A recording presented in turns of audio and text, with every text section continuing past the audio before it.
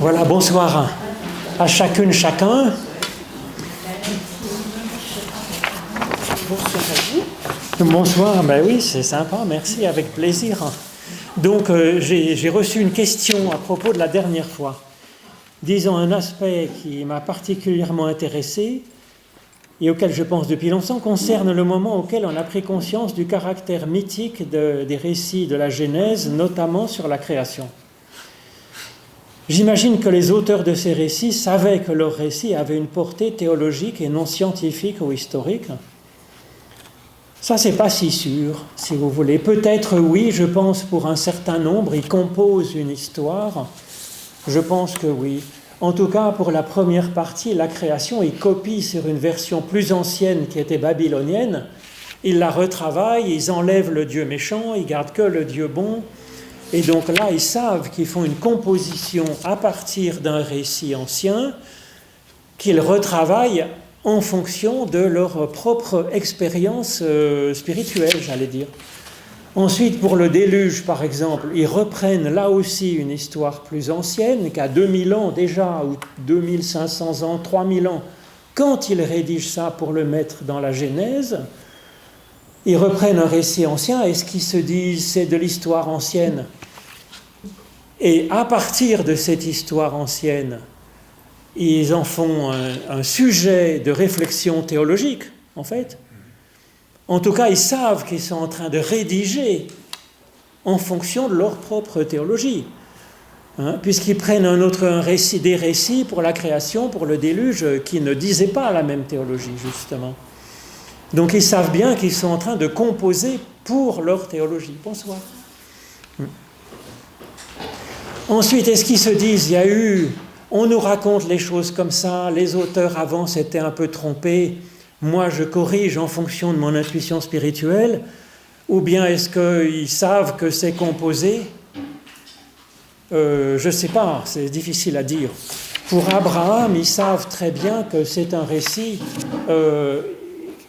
qu'ils sont en train d'inventer finalement, mais ce n'est pas pour inventer, pour raconter des blagues, si vous voulez, c'est composé dans un sens de théologie et de mystique. Mais c'est difficile à dire exactement qu'est-ce qu'ils croyaient. Ce qu'il y a de sûr, c'est que ces récits ont certainement pour intention de transmettre une théologie. Donc au sens littéral, c'est de la théologie de toute façon.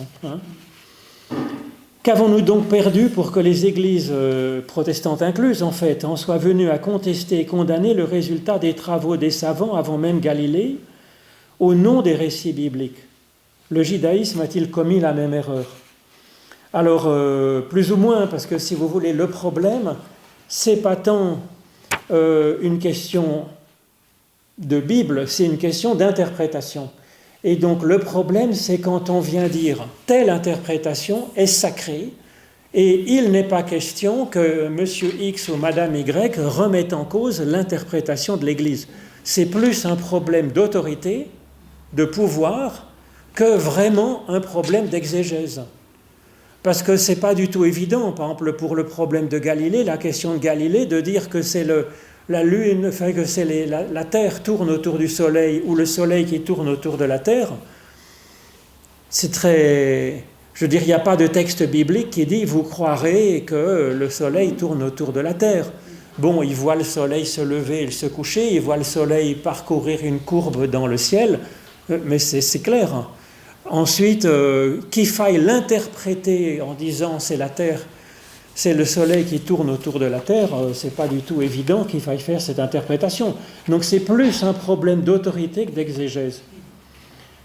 Vous avez souligné que les choses avaient commencé à changer au siècle des Lumières, mais il me semble qu'encore au XIXe, au moment de la découverte de la préhistoire, de l'homme antédiluvien, avec Jacques Boucher de Perthes, on n'avait pas encore vraiment compris qu'Adam et Ève n'avaient pas existé. C'était encore discuté, mais même aujourd'hui, il y a des églises fondamentalistes qui disent notre lecture de la Bible, c'est la bonne lecture, la seule bonne lecture, et on ne remet pas en cause notre lecture de la Bible. Alors quand on leur dit Jésus est la lumière du monde, on leur dit pourtant vous émettez des ampoules dans votre maison malgré votre grande foi. Il dit oui, non, mais là, il faut lire ça au sens spirituel. Jésus, c'est la lumière intérieure, la lumière de l'esprit, oui. Mais ensuite, pourquoi il faut lire ce texte-là très clair, Jésus, la lumière du monde? Il faudrait le lire au sens figuré. Et puis, Monsieur Adam et Madame Ève avec le serpent qui parle et tout, on n'a pas le droit de le lire au sens figuré. Bah, je veux dire, c'est une pure tradition humaine. Et il n'y en a pas un qui a raison. Enfin, je veux dire... Alors, depuis toujours, quand est-ce qu'est apparue cette pluralité de lecture et la lecture spirituelle? À mon avis, quand ils ont rédigé ces textes, en tout cas les textes de la Genèse,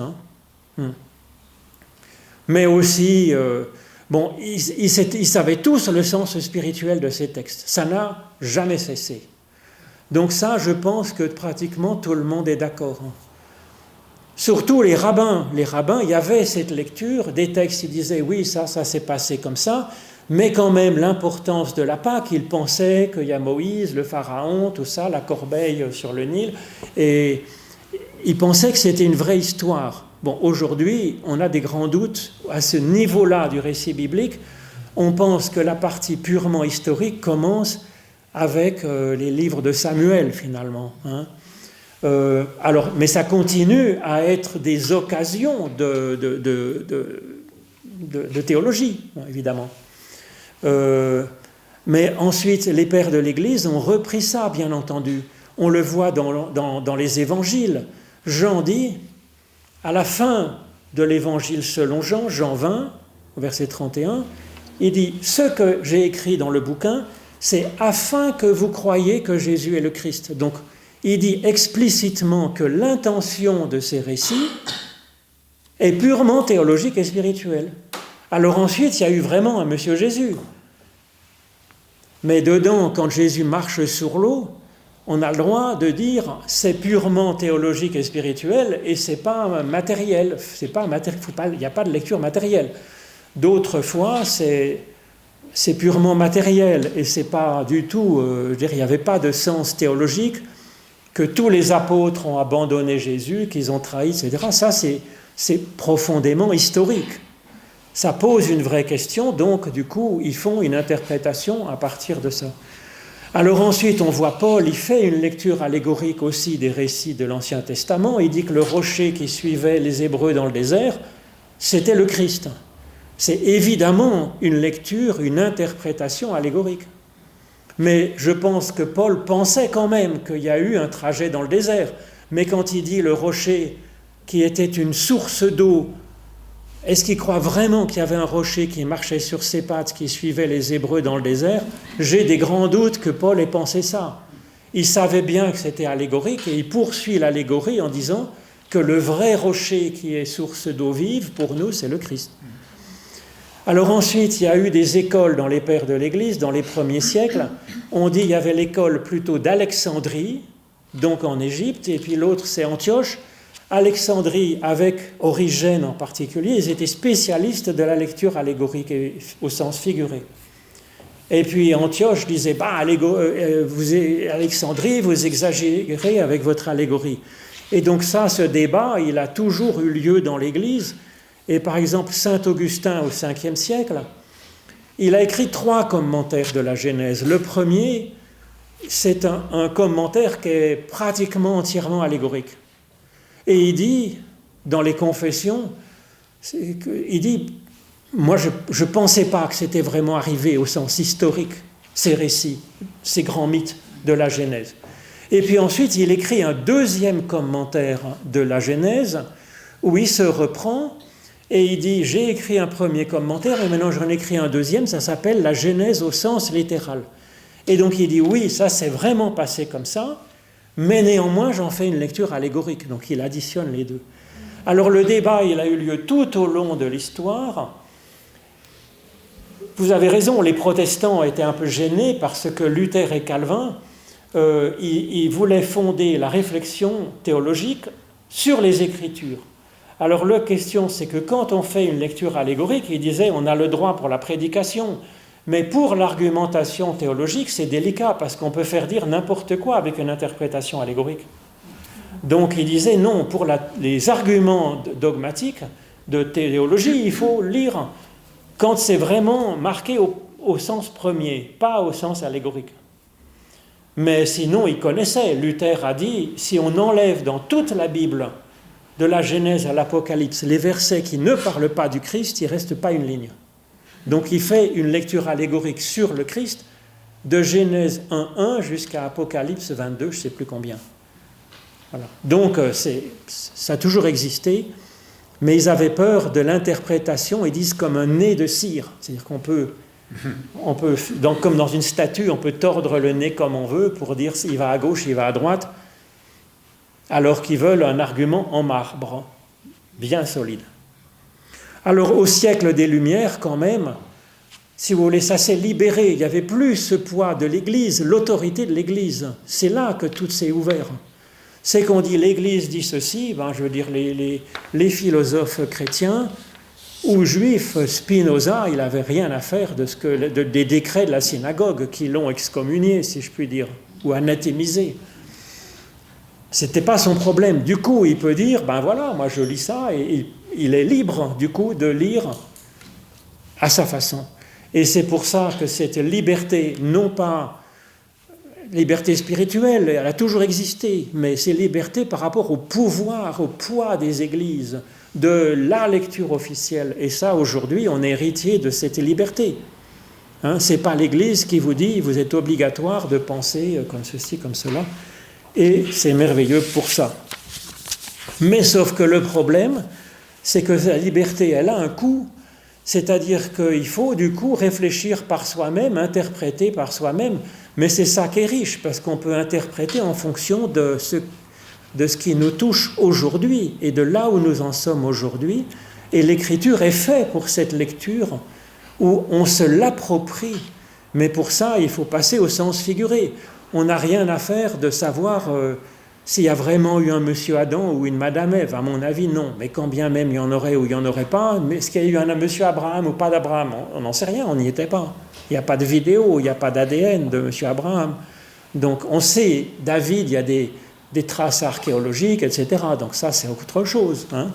Mais pour Abraham, on peut y croire, on peut dire il y a eu un monsieur Abraham, il n'y a pas de monsieur Abraham, mais il n'y a personne dans l'Église pour vous dire que vous êtes obligé de croire ça ou pas croire ça. Je veux dire, on est libre, c'est pour ça qu'on peut parler librement. Alors aujourd'hui, le sujet, c'est l'humain promis au bonheur et accablé de malheur. C'est pas vrai? Un peu vrai quand même. Bon, on n'est pas seulement accablé de malheur. Bon, il y a aussi du bonheur, un peu de temps en temps, à grappiller sur le chemin, quand même. Mais enfin bon, c'est les deux. Et donc ça pose question quand même. Alors c'est la grande question, on appelle ça de la théodicée, c'est-à-dire d'où vient le mal? Est-ce que ça vient de Dieu? Est-ce que ça vient pas de Dieu? Ça vient de qui? Ça vient de quoi? Alors il y a pas mal de réponses possibles. On va voir ça dans la suite. Mais il y a une réponse en tout cas qui est, à mon avis, très délicate.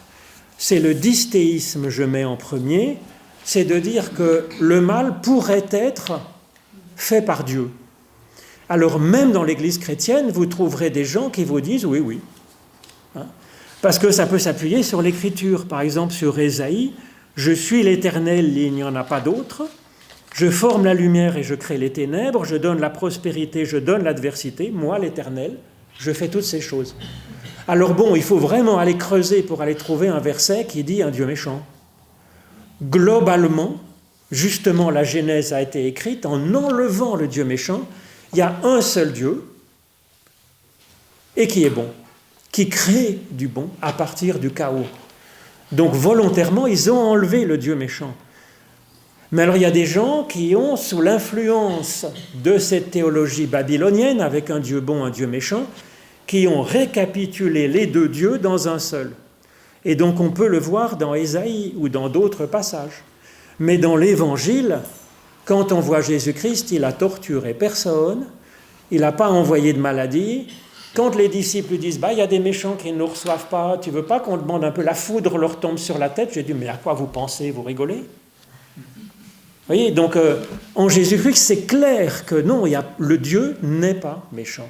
Aucune souffrance ne vient de Dieu. Alors c'est ce que dit Jean dès le début de sa première lettre. Il dit, il y a une chose que nous avons connue avec Christ.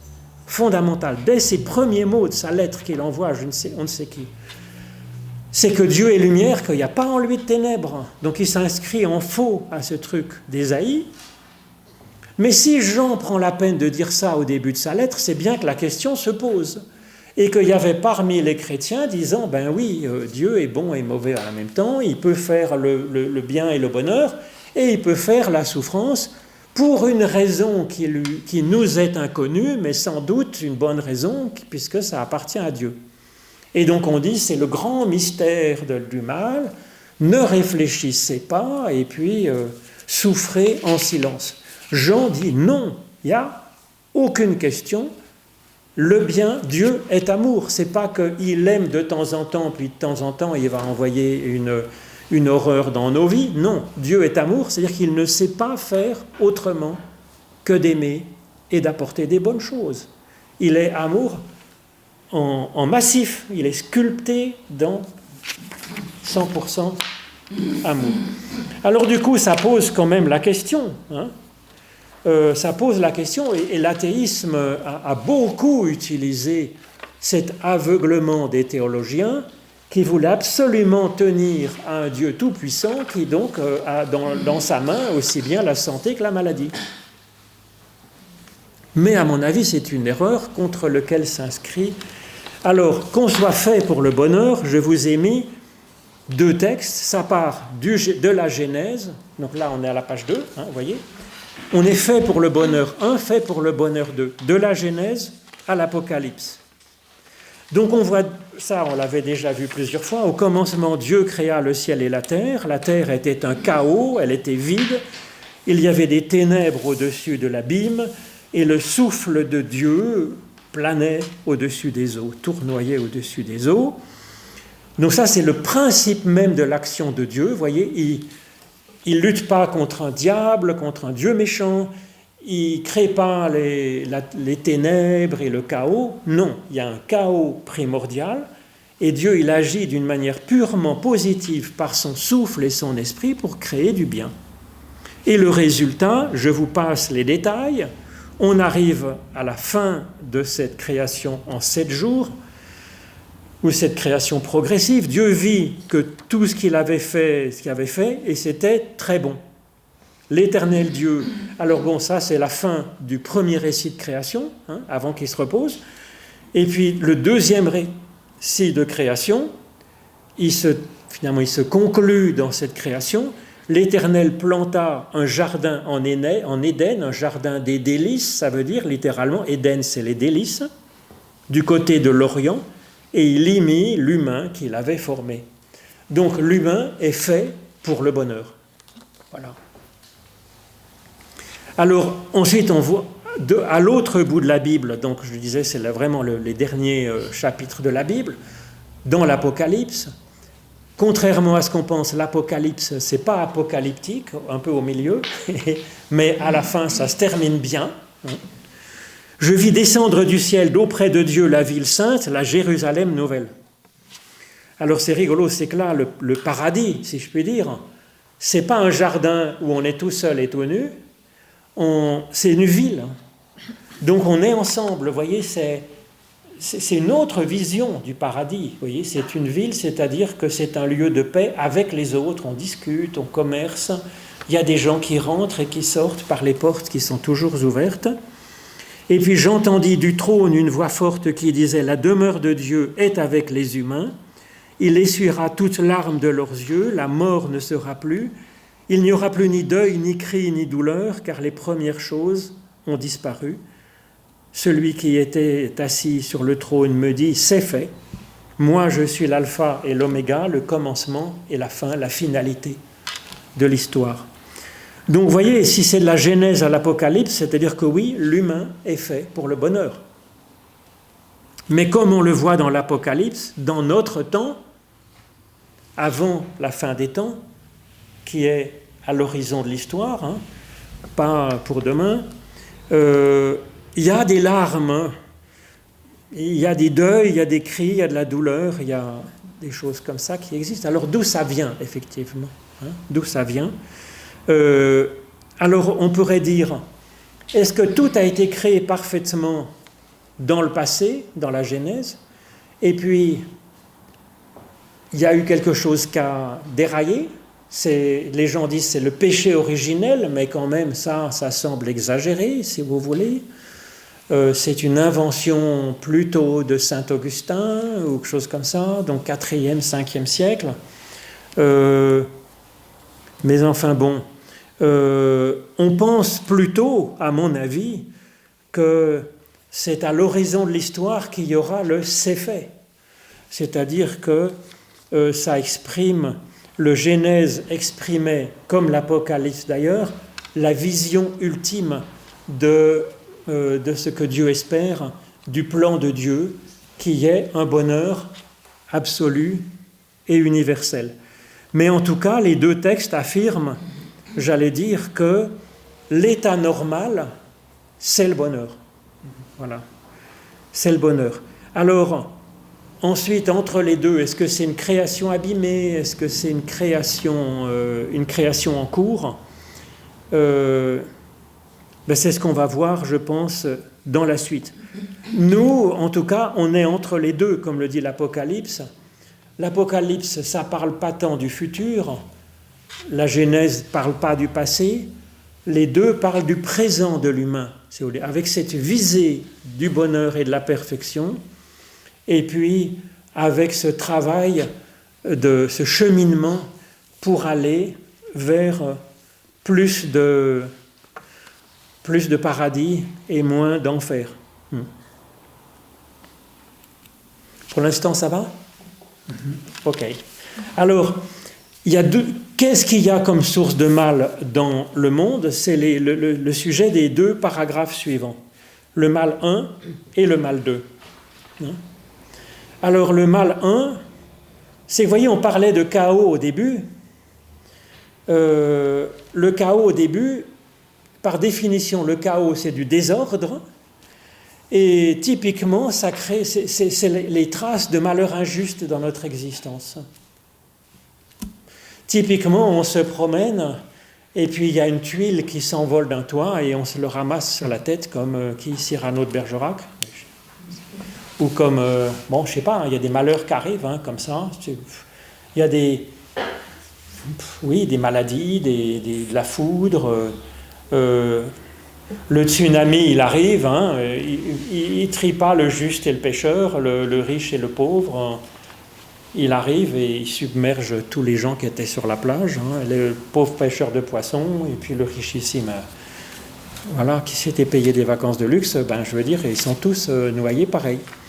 Typiquement, c'est du chaos, si vous voulez. Et ça, on en voit quand même dans des traces dans notre existence. Et la grande réflexion sur ce mal injuste, c'est le livre de Job. Job, au début, il était riche, puissant, il avait plein d'enfants, il avait un couple merveilleux, etc. Et puis, voilà ce qu'arrive, l'Éternel, il y a Satan qui ricane, il dit, Job, il est sympa, il prie Dieu sans arrêt, mais enfin bon, avec la chance qu'il a, c'est normal qu'il soit quelqu'un de sympa et puis de joyeux, qui est plein de louanges à l'Éternel. Mais va voir s'il a un peu des malheurs, s'il continue à louer l'Éternel. Et à ce moment-là, donc, il y a l'Éternel dit à Satan, « Voici, tout ce qui lui appartient est en ton pouvoir, seulement ne porte pas la main sur lui. » C'est comme une petite pièce de théâtre avec Dieu et le diable qui discutent comme ça. Alors c'est bien entendu une mise en scène. Satan, j'ai mis, c'est l'ennemi. On met une majuscule à Satan comme si c'était un personnage. Or, ce n'est pas un personnage, c'est une fonction. C'est ce qui est contraire à Dieu. Or, qu'est-ce qui est contraire à Dieu? Eh bien, si vous voulez, on le voit au début, ce n'est pas un Dieu méchant. Comme le pensent ceux qui croient au diable, c'est un reliquat de ce Dieu méchant des Mésopotamiens, donc qui a 6000 ans d'âge, ou plus. Ça devient une fonction. Tout ce qui, dans notre existence, va dans le sens contraire de Dieu, de la vie, du bonheur et du bien. Alors, il y a plein de choses qui entrent là-dedans, évidemment. Mais en particulier le mal injuste, qui tape comme ça sur un bonhomme. Et alors Job, on dit il a aucune faute. Mais ça n'existe pas. Donc ça veut dire que c'est une figure du juste, voilà, du juste sur lequel le malheur tombe. C'est intéressant parce que quand le malheur complètement injuste et qui n'a aucun sens nous tombe sur le coin de la figure, hein, sur de nous, de ceux qu'on aime, on est pantois, si vous voulez. On se dit, mais c'est dégueulasse, je veux dire, qu'est-ce que j'ai fait, mais pourquoi ça m'arrive à moi? Et c'est vrai que ça pose une vraie question, et souvent, c'est une question qui est assez lancinante, parce qu'on aimerait, si vous voulez, que même le mal qui arrive, on puisse trouver une bonne raison, parce qu'on aurait l'impression de pouvoir maîtriser un peu le truc. Alors que quand c'est un mal absurde comme ça, qui peut nous tomber, quand tout d'un coup une tuile nous tombe sur la tête, on se dit, mais on est à l'abri de... Je maîtrise rien, quoi. Alors on maîtrise un peu quand même, mais devant cette absurdité du mal qui peut nous tomber dessus, on est désarmé. Et donc c'est la plainte de Job. Job, il se plaint de Dieu. Il dit, il m'assaille par une tempête, il multiplie sans raison mes blessures, parce que comme c'est Jacques Chirac qui dit ça, le président français, disant les emmerdes volent souvent en escadrille. Hein. Mais c'est pas faux, si vous voulez. C'est pas faux. Des fois, il y a un ennui, puis un deuxième, puis un troisième. Il n'y en aurait qu'un. On pourrait peut-être tenir bon, mais il y en a un deuxième, puis un troisième, puis un quatrième. Et ça devient comme les vagues contre une falaise en granit. Ça nous abat, si vous voulez. Hein? Il multiplie sans raison mes blessures. Et il ne me laisse même pas reprendre mon souffle. Il me rassasie d'amertume. Suis-je intègre? Je ne le sais pas moi-même. Je ne comprends pas. Qu'est-ce que j'ai fait, au bon Dieu, pour que ça m'arrive? Et j'en viens à mépriser ma vie. Et puis il dit, mais finalement, qu'importe. Dieu extermine l'homme intègre aussi bien que le méchant. Et puis autour de lui, il y a là des amis, Job, parce que ça prend quand même, je crois, 24 chapitres, ou je ne sais pas quoi, qui lui disent, mais enfin, t'as bien fait quelque chose, réfléchis bien, ou bien, mais c'est pas si grave, t'es encore vivant, je veux dire. Et puis il dit, moi je trouve c'est merveilleux, c'est pour ça que je n'ai pas résisté à le mettre. Job dit à ses amis, vous êtes vraiment des consolateurs fâcheux, quoi. Mais quand quelqu'un est accablé de malheur comme ça, il ne faut pas trouver des bonnes raisons, il ne faut pas lui dire « respire un grand coup, ça va passer ». Il faut écouter et compatir, qu'est-ce que vous voulez dire d'autre, hein? Mais finalement, c'est ça. Hein. Donc cet abattement, donc c'est là une grande source de malheur dans ce monde, c'est le chaos résiduel. Dieu n'y est pour rien, et on va voir qu'il y travaille dans la suite. Mais la deuxième grande source de mal, c'est la faiblesse humaine qui est source de malheur pour nous-mêmes et pour les autres. Et ça, typiquement, c'est Jonas avec Ninive. Hein? La parole de l'Éternel fut adressée à Jonas, fils d'Amittai. « Lève-toi, va à Ninive, la grande ville, et crie sur elle, car sa méchanceté est montée jusqu'à moi. » Alors Jonas se leva pour s'enfuir à Tarsis, loin de la face de l'Éternel. Il descendit, alors j'arrête mon récit, il descend dans un bateau, puis ensuite il va descendre dans la tempête, ensuite il va être jeté à la mer, il est mangé par un poisson, et puis descend au fond de l'abîme, dans les entrailles du poisson, un peu comme Pinocchio, si vous voulez, au bas-fond, au cœur des mers, jusqu'à la racine des montagnes. Et puis finalement, là, à la racine des montagnes, c'est beau d'ailleurs parce qu'au fond du fond, il est encore au pied de la montagne, il est encore, vous voyez, Dieu peut encore être perçu. Et donc là, en tournant le dos à l'appel de Dieu, d'aller aider des méchants, lui-même, il se laisse entraîner dans le chaos, puisqu'il tourne le dos à la source de vie pour lui-même. Mais en même temps, il laissait les Ninivites hors de secours, sans secours, parce que Dieu comptait sur lui pour aller voir les Ninivites. Donc quand on fait n'importe quoi, on s'enfonce nous-mêmes dans le chaos, et puis on est source de chaos autour de soi. Vous voyez ? Mais je pense qu'il n'y a que l'humain qui peut être source de chaos en ce monde. Pas Dieu, Il n'y a pas de diable, sauf il y a du diabolique en nous. Vous voyez? Ce serait ça la faiblesse? Ben, c'est la faiblesse, alors j'appelle ça faiblesse poliment, c'est-à-dire que c'est du manque de force, c'est du manque de lucidité, c'est du manque de... Bon, c'est des blessures anciennes qui ressortent d'une manière qui nous rendent maladroits, mais je ne voulais pas placer ça dans le domaine de la culpabilité ou de la faute. Je mettais plus ça dans le domaine de la faiblesse. Oui, parce qu'on est tous des êtres, oui, fragiles, et puis, je veux dire, on n'est pas Dieu, quoi, donc on est, bien sûr, hein, on a une certaine faiblesse. Mais vous voyez, je ne voulais pas placer ça au niveau moral ou religieux. Mais plutôt, bon, on fait ce qu'on peut, et puis finalement, on fait quand même du mal. C'est ça. Donc, je me souviens, j'ai souvent ces questions qui reviennent sur Internet, disant, mais bon, si j'ai envie un peu de coucher à gauche, à droite, est-ce que Dieu va être fâché? Je dis non, ben, c'est pas Dieu va être fâché, mais dans un certain sens, c'est quand même du chaos, vous voyez ce que je veux dire? On n'est pas là en train de construire quelque chose de solide, de vrai, de fidèle. C'est pas que Dieu soit fâché, c'est que on met un peu le chaos dans son existence. Eh ben, c'est pas forcément simple, vous voyez, dans la vie. Si on, vous voyez, c'est plus, vous voyez, c'est pas au niveau de moral. Si, c'est pas moral si on trompe quelqu'un qu'on aime dans son dos, c'est quand même un peu, c'est vraiment pas sympa. C'est pas, je suis d'accord.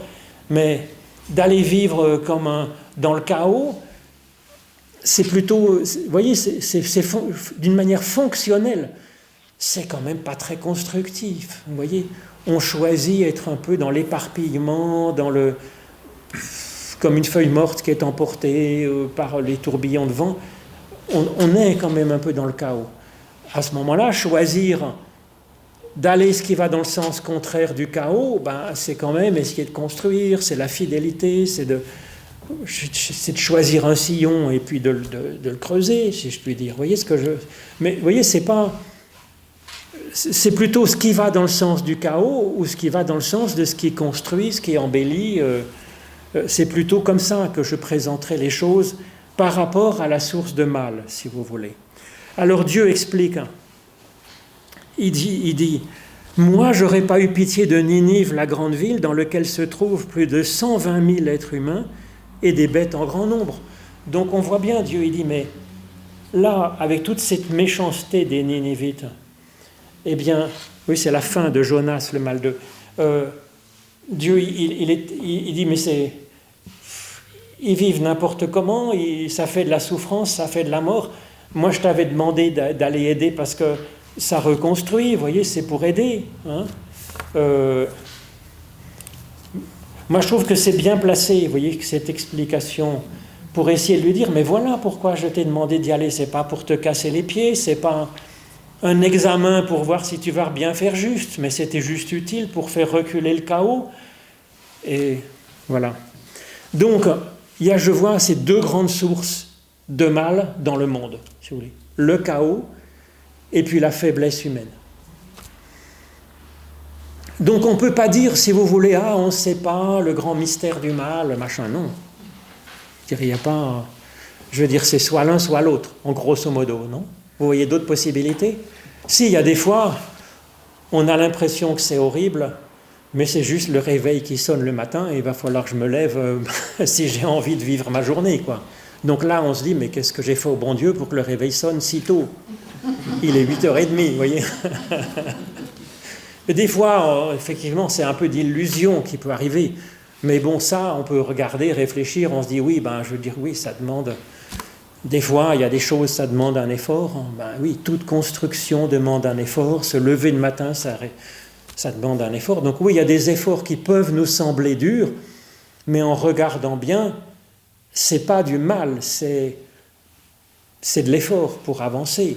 Mais ça, je crois qu'on est assez intelligent pour discerner les différentes... Voilà, ce qui est du mal, ce qu'on n'est pas. Si c'est du mal sans cause, c'est pas la peine d'aller la chercher. Si c'est du mal, de la méchanceté, c'est pas la peine de vouloir venger, puisque Dieu lui-même, il dit, mais non, il faut soigner le méchant pour qu'il soit moins méchant, ou moins crétin. Enfin bref.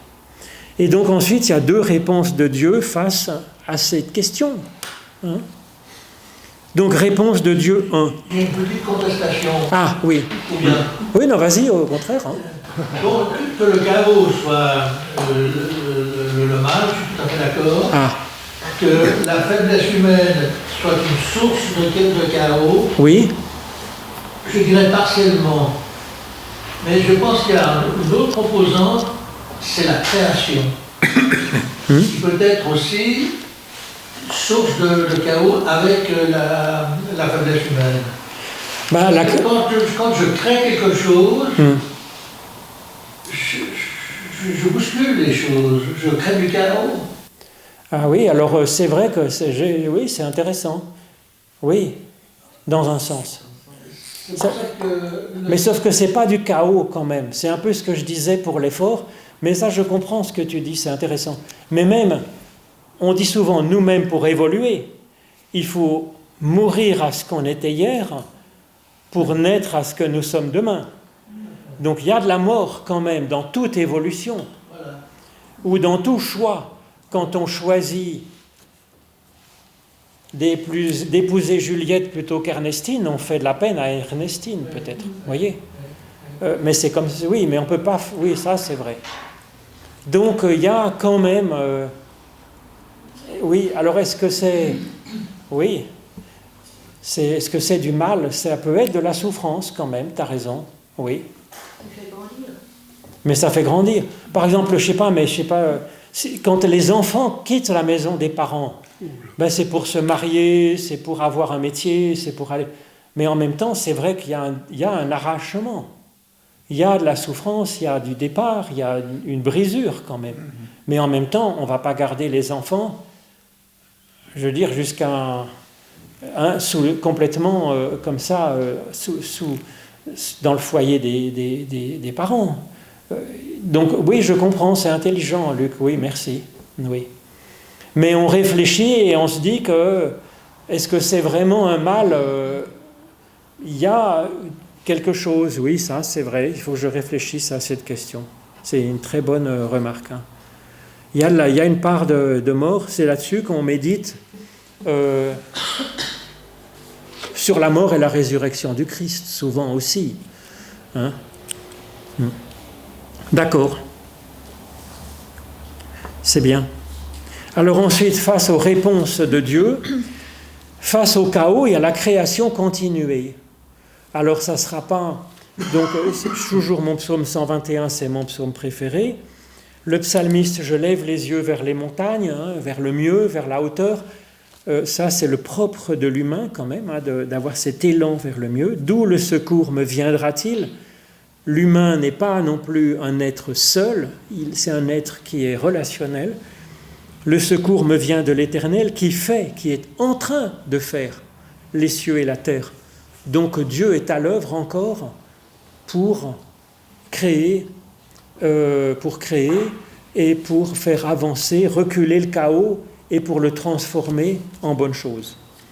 Et alors ensuite, effectivement, le psalmiste, il parle à quelqu'un d'autre et dit « Moi, j'ai fait l'expérience de ce Dieu qui est un secours dans ma vie. » Et il en parle à quelqu'un d'autre et il dit « Sans condition, que tu sois juste ou non, pieux ou non, l'Éternel est un secours pour toi. L'Éternel est ton ombre à ta main droite. Pendant le jour, le soleil ne te frappera pas, ni la lune pendant la nuit. L'Éternel te garde de tout mal.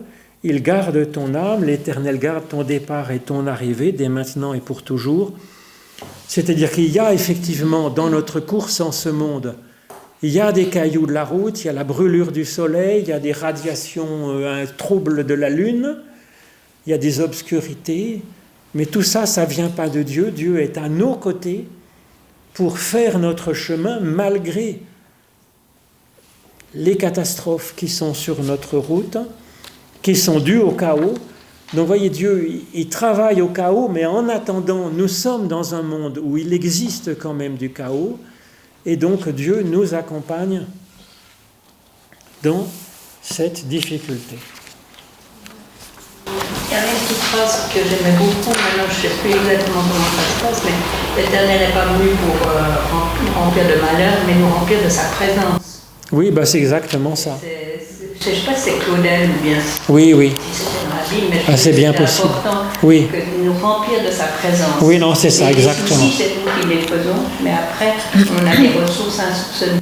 Alors, il y a des soucis, c'est nous qui les faisons, puis il y a les soucis qui sont les cailloux de la route, la brûlure du soleil, les soucis du chaos aussi. Et puis, la peine d'avancer, c'est un peu ça que disait Luc, finalement, c'est qu'on avance. Donc, il y a un poids pour avancer, c'est vrai. Oui. Alors ça, cet accompagnement dont tu parles, il est bien là, effectivement, dans ce psaume 121.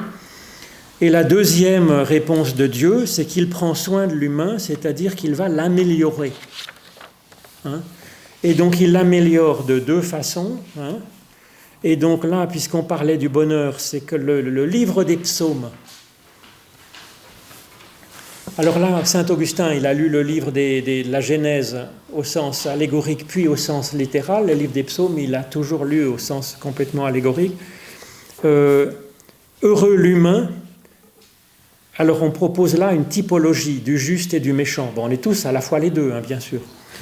Heureux l'humain qui ne marche pas selon le conseil des méchants, qui ne s'arrête pas sur le chemin des pécheurs, qui ne s'assied pas sur le banc des moqueurs. Donc là, on a une figure de nous quand on n'est pas trop sympa, finalement. Ou quand on est en panne sur le chemin de la route, sur notre route. Mais heureux l'humain qui trouve son plaisir dans la loi, c'est-à-dire littéralement la visée, l'éternel. Ce n'est pas des commandements, c'est la perspective, c'est de viser vers la vie, vers la mise en ordre du chaos, de l'éternel, et qui médite sa loi, sa visée, sa bonté, jour et nuit. Alors personne ne peut méditer sur la bonté de Dieu jour et nuit. Donc vous voyez, c'est là aussi un type du juste. Il est comme un arbre planté près d'un cours d'eau qui donne son fruit en son temps et dont le feuillage ne flétrit pas. Tout ce qu'il fait réussit. On voit bien que c'est une figure idéalisée de l'humain. Donc comment est-ce que Dieu travaille ? D'abord, il nous irrigue en profondeur pour faire qu'on puisse développer notre personnalité, grandir, être bien vert, c'est-à-dire en forme, et puis de pouvoir donner des fruits de bonté et de vie à notre rythme. Notre fruit en notre temps, pas les fruits de Dieu au temps où il a décidé, c'est notre fruit en notre saison. Donc tout ce qu'il fait réussit. Il n'en est pas ainsi des méchants, ils sont comme la paille que le vent dissipe. Donc ça, c'est le deuxième aide de Dieu. Son souffle créateur de la Genèse, il vient souffler en nous pour faire enlever la paille, comme quand on vanne le blé pour garder que le bon grain. C'est-à-dire qu'il cherche par son souffle en nous, comme le disait Isabelle ou Claudel, il souffle en nous pour éliminer tout ce qui est souffrance, ce qui est faiblesse, ce qui est méchanceté, ce qui est machin, tout ce qui est en nous, l'ancien inévite, pour que redresse la tête notre moi en forme. Donc, voyez, Dieu, il travaille dans la création, il travaille dans l'humain pour améliorer chacun, augmenter notre bon côté et puis souffler notre faiblesse. Alors, comment est-ce que Dieu travaille ? Alors, comment 1 et comment 2, c'est des types qu'on retrouve souvent dans l'action de Dieu. D'abord, c'est l'amour de Dieu plus fort que tout. Alors, c'est vrai que ce texte est très poétique, de Romains 8. Il y a un catalogue de toutes les horreurs qui peuvent arriver dans la vie humaine et toutes les choses négativités qui peuvent se poser dans notre existence, qui nous séparera de l'amour du Christ. La détresse, l'angoisse, la persécution, la faim, le dénuement, le danger, le glaive, les armes. Selon qu'il est écrit, à cause de moi, nous sommes mis à mort tout le long du jour, nous avons été considérés comme des bêtes de boucherie. Mais en tout cela, nous sommes plus que vainqueurs par celui qui nous a aimés. Oui, j'en ai l'assurance. Ni la mort, ni la vie, ni les anges, ni les autorités, ni les présents, ni l'avenir, ni les puissances, ni les forces des hauteurs, ni celles des profondeurs, ni aucune créature, rien ne pourra nous séparer de l'amour de Dieu manifesté en Jésus-Christ, notre Seigneur. Alors on voit que ce n'est pas de la superstition au sens où celui qui est juste, qui essaye d'agir avec Dieu, on ne lui promet pas que sa vie va être plus simple. C'est même souvent le contraire. On regarde le pauvre Jésus, il a vraiment mis sa foi, son amour et son espérance en bandoulière. Il s'est mis à essayer de parler, d'annoncer, d'améliorer l'humanité. Ça ne lui a pas porté chance. Donc, et puis si on a un peu de compassion pour ceux qui nous entourent, dans notre famille, dans le village, dans le monde, ben on souffre quand même, comme le disait Luc, de la souffrance des autres. Donc c'est vrai que c'est pas forcément évident. Donc c'est pas quand on a la foi, ça nous facilite pas forcément la vie au sens de on a moins de catastrophes, ça nous porte pas chance. Mais ce que dit Paul, c'est qu'en tout cela, nous sommes plus que vainqueurs quand même. C'est-à-dire quand on a pleuré avec quelqu'un qui souffre, on a souffert. Mais je ne sais pas que c'est de la bonne souffrance, si vous voulez, mais on sait que c'est bien quand même. On sait que ça construit, et puis on a vécu un moment de vérité. Je veux dire, ça nous a... Enfin, je ne sais pas, c'est quand même... On apprend la vie, on a pu faire un peu de bien, on est quand même un peu fiers, on a pu rendre service. Enfin, je veux dire, je ne sais pas, moi. On a vécu vraiment, on a vécu. Et donc, il dit quand même là-dessus, on est quand même plus que vainqueurs, même si ce n'est pas pour nous porter chance, on a une vraie vie qui en vaut la peine, et que ça, ça vaut quand même le coup. Voilà. Oui. Et cette confiance, que voilà, il y a un fil qui tient bon, c'est cet amour de Dieu qui est en nous et qui nous garde. Voilà. Alors on pourrait dire c'est l'esprit, comme on le voit dans les paragraphes précédents, et puis juste avant, dans Romains 8, il parle beaucoup de l'esprit qui prie en nous, même quand nous n'avons plus la force de prier. Donc c'est bien ça qui nous tient debout. Alors la deuxième façon dont Dieu agit, c'est le spécialiste du retournement. Alors j'aurais pu mettre le Magnificat de Marie, qui est tout en retournement aussi, mais j'ai choisi Genèse 50-20.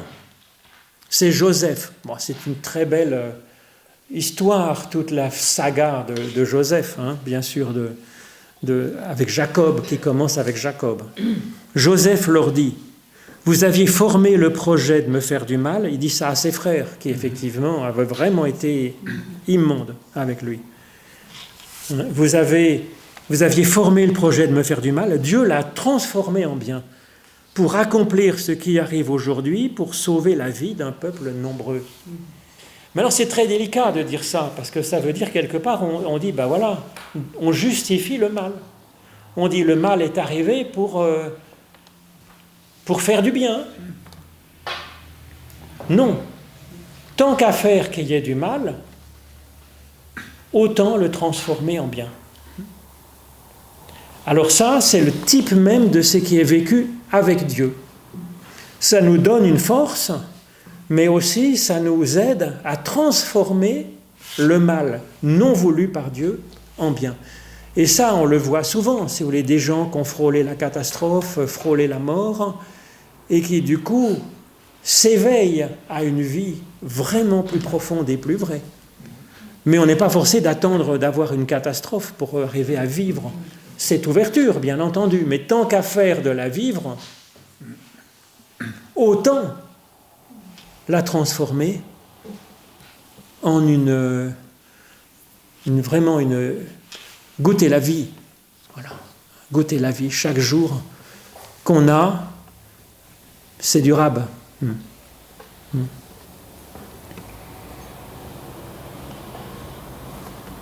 Alors c'est typiquement la résurrection. La mort de Jésus, c'est quand même un échec. C'est les méchants qui tuent le juste.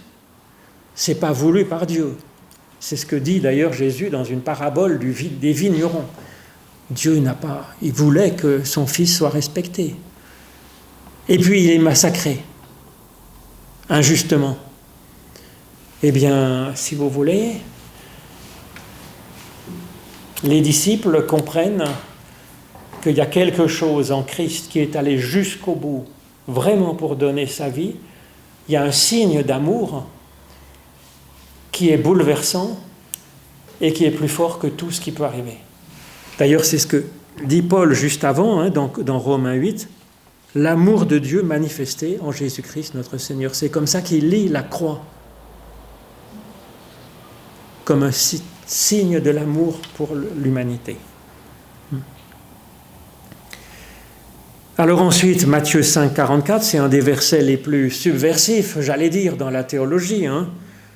Il dit, moi je vous dis, aimez vos ennemis, priez pour ceux qui vous persécutent, alors vous serez les enfants de votre Père qui est dans les cieux, car il fait lever son soleil sur les mauvais et sur les bons, il fait pleuvoir sur les justes et sur les injustes. Et donc c'est cet amour universel de Dieu pour chaque personne, mais c'est finalement assez logique. Je veux dire, n'importe quel professeur d'école, s'il a une classe de 15 élèves et qu'il y en a un qui est mauvais élève, qui ne comprend rien, qui est turbulent, il demandera 2 fois plus d'efforts au professeur d'école.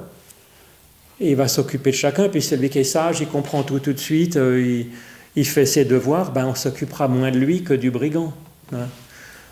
Donc Dieu est comme, si un prof d'école est comme ça, oui, c'est son boulot, il le fait. Donc Dieu, son boulot, c'est ça, il le fait, puis c'est tout. Je veux dire, vous voyez, on n'est pas dans ce jugement, les bons points, les mauvais points. Je veux dire, il y a du chaos, il y a de la faiblesse. Le médecin, il se précipite vers celui qui est le plus en mal au point aux urgences. Dieu se précipite vers le pécheur, voir s'il peut l'aider à aller mieux. Voilà. Mais c'est ce que propose Paul aussi dans Romains 12. Il dit à peu près la même chose. Donc je passe là-dessus pour avancer sur la dernière page. Comment vivre alors dans ce temps, finalement, où nous sommes en ce monde, où on est fait pour le bonheur, et où on croise effectivement quand même des souffrances sans nombre, des malheurs qui nous choquent ou qui nous blessent profondément. Comment vivre ça ? Un bonheur, vivre ce temps 1, vivre ce temps 2. Un bonheur, même dans le malheur, Matthieu 5, c'est les paradoxales béatitudes de Jésus, avec 8 ou 9. Heureux qui ? Voilà. Et donc il reprend le psaume 1er qu'on a vu à l'instant. Donc le programme de Jésus, ça commence par cette promesse de bonheur. Jésus ne vient pas pour autre chose que pour que ce bonheur soit augmenté. Voilà. Alors, je le dis souvent, donc je vous l'ai déjà entendu 12 fois, mais heureux en hébreu, c'est asher, ça veut dire à la fois être heureux, à la fois être en marche, et à la fois, c'est le pronom relatif, donc c'est vraiment être en relation avec ceux qui nous entourent, les personnes, le monde. Et donc, heureux les pauvres en esprit, moi je mets une majuscule, le royaume des cieux est à eux, c'est ce qu'on disait encore avec l'esprit, s'ouvrir à cet esprit de Genèse 1.1, qui va en nous travailler pour calmer notre chaos, et le transformer en vie possible. Donc c'est encore cette opération de résurrection, finalement, qui va travailler en nous pour enlever le chaos. Donc heureux ceux qui s'ouvrent à cet esprit de Dieu. Le royaume des cieux est à eux, parce qu'ils s'ouvrent à cette action de l'esprit de Dieu en eux, à ce travail de Dieu en eux. Et le royaume de Dieu, c'est ça, c'est l'atelier où Dieu travaille. Alors les pauvres en esprit, c'est ceux qui savent, c'est pas les démunis en esprit, qui n'ont pas d'esprit du tout, c'est ceux qui en ont un peu, mais qui trouvent qu'ils n'en ont pas assez. Donc ça, c'est la bonne position. On n'est pas nul, on a un peu d'esprit déjà, un souffle de vie en nous, une capacité à être libre, à être bon, à espérer le meilleur. Ça, c'est les signes de l'esprit en nous, mais en même temps, on en a besoin de plus. Et à ce moment-là, on est dans cette dynamique. Donc, vous voyez, c'est pas un bonheur, on l'a pas. C'est du domaine de l'être. C'est pas de l'avoir. C'est du domaine de l'être. Et l'esprit, c'est quelque chose de dynamique, vous voyez, qui est actif à l'intérieur de nous. Et donc, c'est s'ouvrir à ce travail d'amélioration au fond de notre être.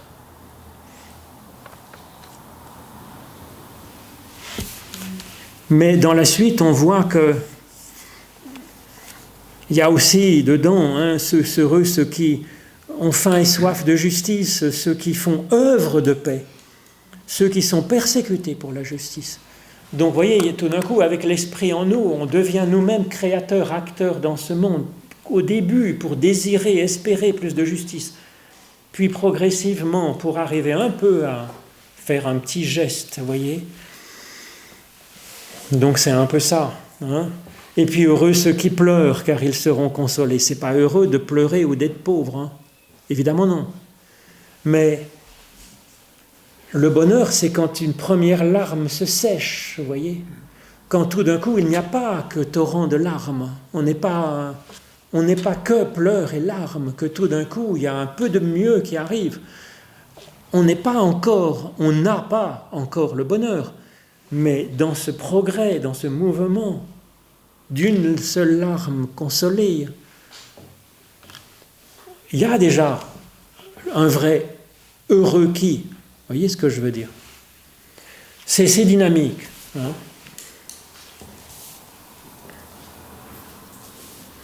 Alors ensuite, il dit, ben oui, c'est encore ce qu'on a vu dans le passage précédent, c'est qu'effectivement, on est fait prophète, on est fait acteur avec Dieu dans le monde. Donc effectivement, c'est un peu ce que disait Luc aussi. C'est à partir du moment où on fait du bien, où on est créateur, c'est-à-dire on est face à de la négativité. Donc évidemment, on risque d'en prendre un petit peu plein la figure de temps en temps.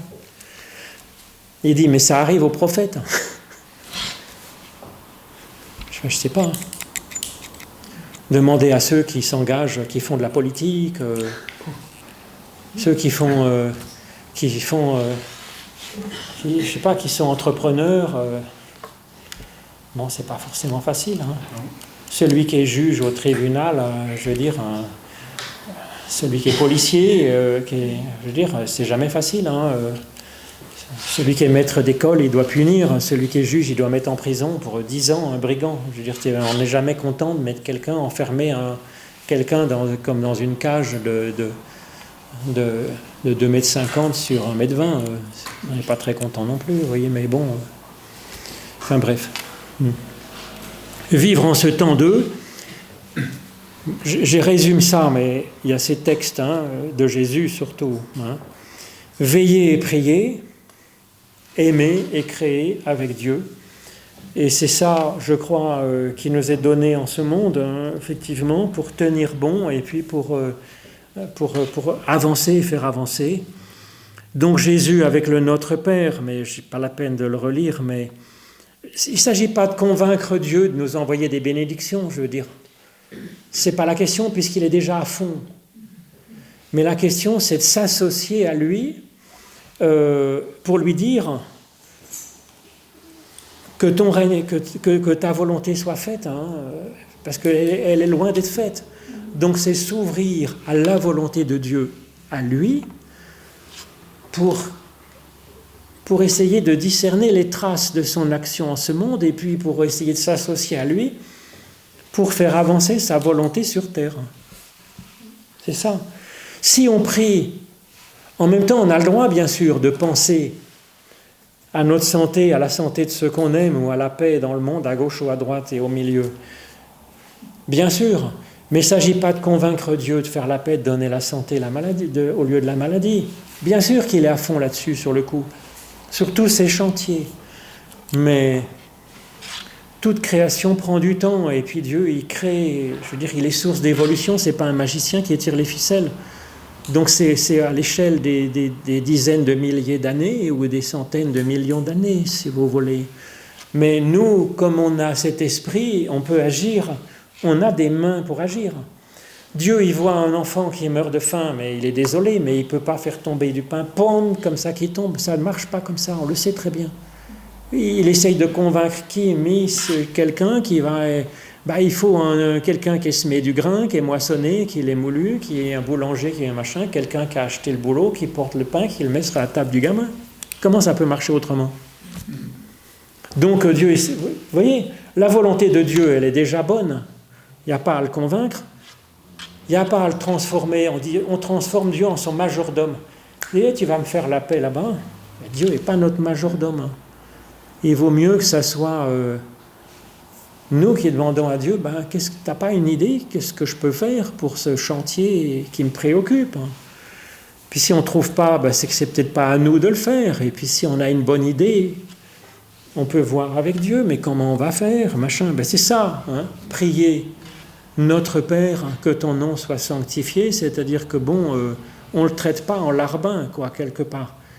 C'est notre Père, mais il est aux cieux, c'est un peu au-dessus, Nous, on est sur terre, et puis il est dans un autre niveau. Tu veux dire que prier, c'est participer à l'œuvre de Dieu? C'est s'ouvrir en disant, mais à Dieu, mais qu'est-ce que je peux faire? Je peux participer à l'œuvre. À l'œuvre de Dieu. Oui, moi je crois. Mais c'est bien de s'ouvrir pour entendre ce qu'il a à en dire. Vous voyez ce que je veux dire? L'ennui, des fois il dit oui, des fois il dit non, mais des fois il dit attends, puis c'est long d'attendre. Des fois c'est long. Alors, on voit maintenant, ça me bouleverse de penser que rien que si nous tous on avait des convictions profondes, on y arriverait. Oui, mais... On peut faire une journée bien colonie avant l'heure, tout est beau, tout est là, si on est dans le jour d'aujourd'hui. Mais tout le reste, c'est... Oui, mais déjà... Oui, mais pour faire progresser la paix dans le monde, il n'y a pas d'autre façon que déjà progresser dans la soif de paix à l'intérieur de nous-mêmes, de faire la paix déjà dans notre voisin, dans notre famille, dans les églises de colonie. Déjà, il y a 3 églises, on n'arrive même pas à communier ensemble déjà. Alors, on va y donner des leçons au monde entier sur comment faire la paix dans le monde. On n'est déjà pas capable, entre chrétiens, de communier ensemble les 3 églises, vous voyez. Donc... déjà, vous voyez, faire progresser. Puis le monde est si petit que si le peu de paix qu'on fait progresser ici, de proche en proche, ça fait tache d'huile.